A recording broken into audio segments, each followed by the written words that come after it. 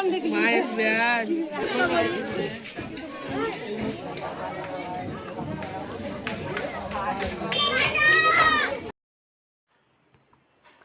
বীরভূম জেলার নলহাটি সংলগ্ন পাইকর থানার পাইকর গ্রামের বাসিন্দা ৯ মাসের অন্তঃসত্ত্বা সোনালী বিবি পরিযায়ী শ্রমিক হিসেবে দিল্লি গিয়েছিলেন।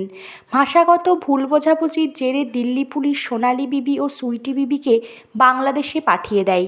বিষয়টি জানার পর মুখ্যমন্ত্রী মমতা বন্দ্যোপাধ্যায়ের নির্দেশে রাজ্যসভার সাংসদ শামিরুল ইসলাম আদালতে মামলা করেন।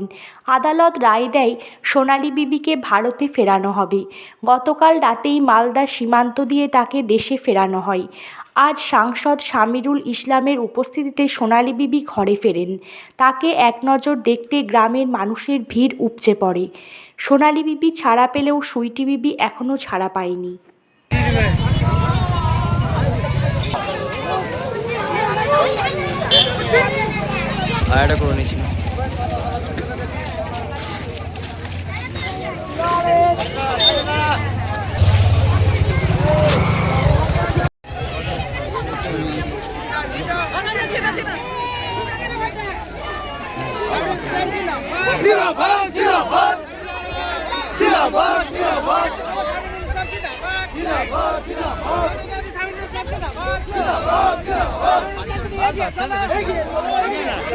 আর 20 মিনিট 20 সেকেন্ড লেগেছে।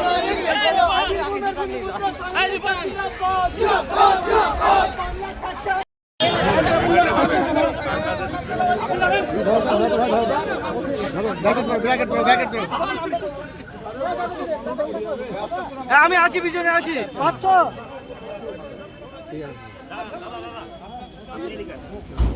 এই সুদীপ দা, স্টিল দাঁড়ান, আপনারা একটু দাঁড়ান।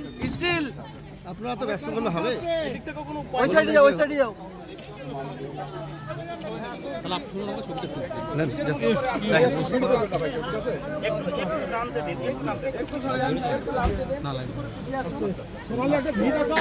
কেমন লাগছে? কেমন লাগছে? আস্তে আস্তে হবে, আস্তে আস্তে তাড়াহুড়ো করিস না, আস্তে আস্তে লেগে যাবে, আস্তে আস্তে তাড়াহুড়ো নয়, আস্তে আস্তে।